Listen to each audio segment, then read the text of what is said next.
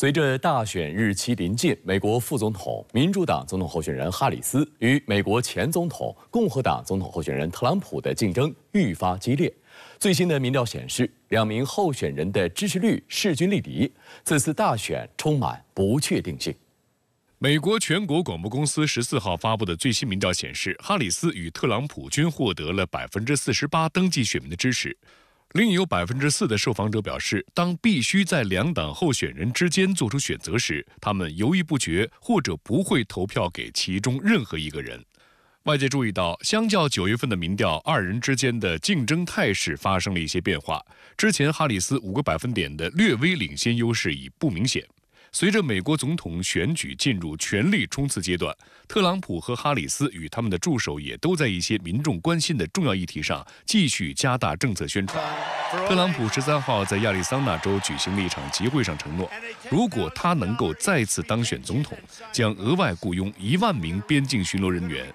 民意调查显示，非法移民是选民最关心的问题之一，而大多数选民认为特朗普是最有能力解决该问题的人。If Kamala gets 4 more years, the entire country will be turned into a migrant camp, and that's what's happening. Millions and millions of people. When I win on November 5th, the migrant invasion ends and the restoration of our country begins. So in order to meet the goal of hiring 10,000 new agents, we need the agents. We need them badly.And keeping our incredible veteran agents on the force. Don't leave us. 此外，特朗普还在宾州出席的一场活动上再次抨击民主党造成的通胀问题，并承诺选民上任后将解决能源价格。2024年10月15号，美国前总统特朗普在宾夕法尼亚州与南达科他州州长克里斯蒂诺姆一起出席市政厅会议，并发表演讲。We have the worst president and the worst vice president in the history of our country by far. And let me tell you, she is worse than him. And he's actually, I didn't think I'd ever say this about anybody. She's actually, you take a look at her, she's more dangerous than him, but he's actually smarter than her. I never thought I'd say that. Look, we're going to get it down. We're going to drill. We're going to get the energy down. When the energy comes down, prices are going to come down.针对特朗普的激烈言论，哈里斯也做出了回应。当地时间14号，哈里斯在宾州举行了一场竞选集会上，就近期特朗普在多个公开场合强调要打击内部敌人，建议用军队对付国内的激进分子一事展开猛烈抨击。I think the bigger problem are the people from within. We have some very bad people. We have some sick people, radical left lunatics. It should be very easily handled by, if necessary, by National Guard, or if really necessary, by the military. He's talking about that he considers anyone who doesn't support him or who will not bend to his will an enemy of our country.It's a serious issue. He is saying that he would use the military to go after them. Think about this. 哈里斯称，特朗普将所有违背他意愿的人当成打击目标，这十分危险。This is among the reasons I believe so strongly that a second Trump term would be a huge risk for America and dangerous.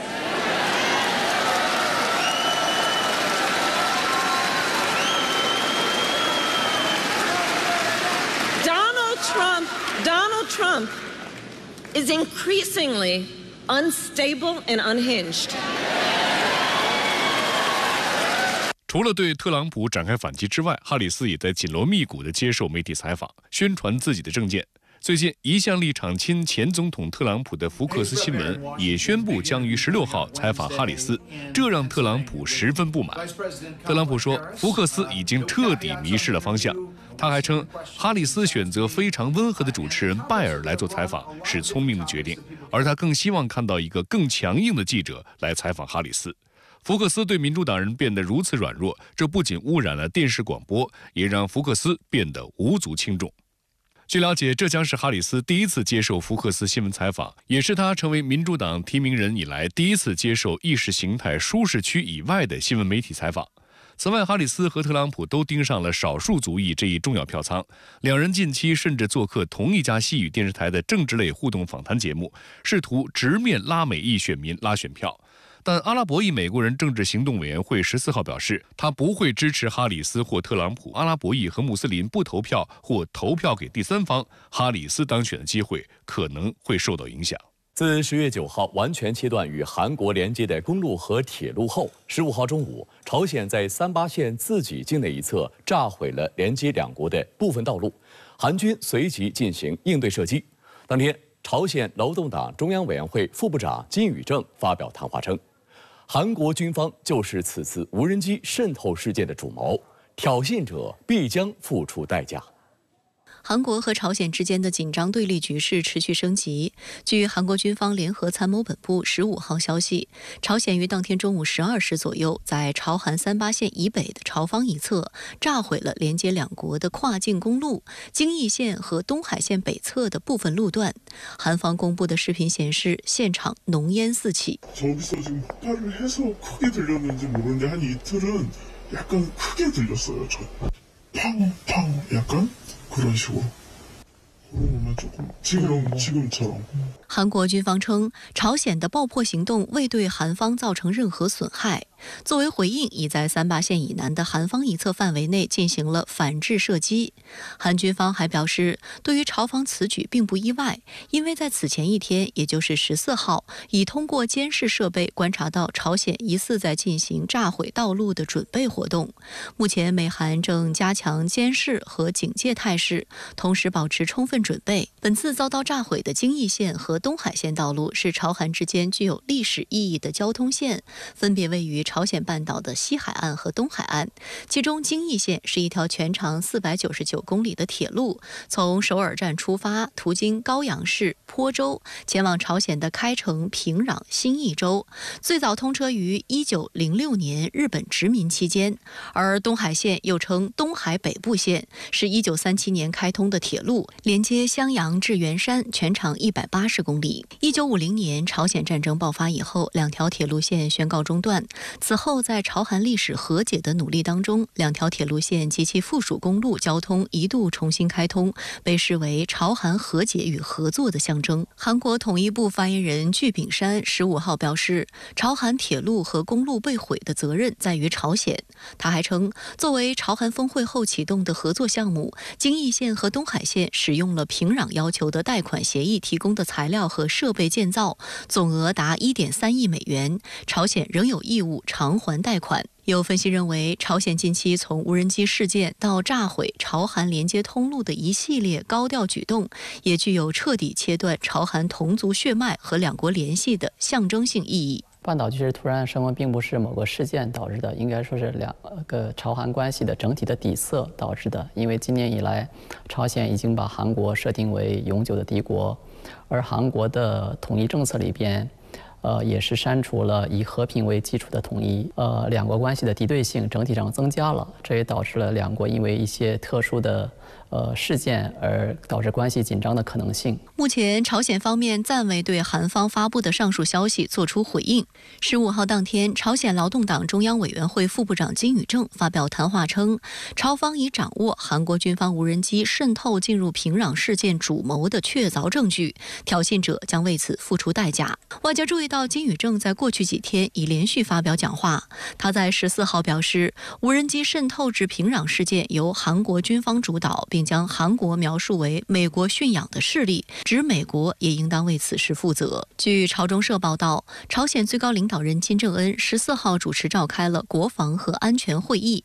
在听取汇报后，金正恩指明当前的军事活动方向，提出了在启动国家防卫力量、行使自卫权来维护国家主权和安全利益方面的重大任务。金正恩同时阐明了朝鲜党和政府强硬的军事政治立场。一方面，无人机本身它飞到了离朝鲜劳动党总部非常近的位置，这个本身有一定的严重性，这也可能是朝方比较愤怒的一个原因。但另一方面也要看到，朝鲜的官方也需要通过一些宣传和调动来塑造韩国的这个敌国形象。韩国方面则宣称，飞到平壤中区的气球为民间团体所放飞，并非韩国军方。15号下午，韩国京畿道宣布，由于近期朝韩关系急转直下，为保护边境地区民众安全，决定将位于朝韩交界地带的坡州市、金浦市、连川郡等地指定为危险区域。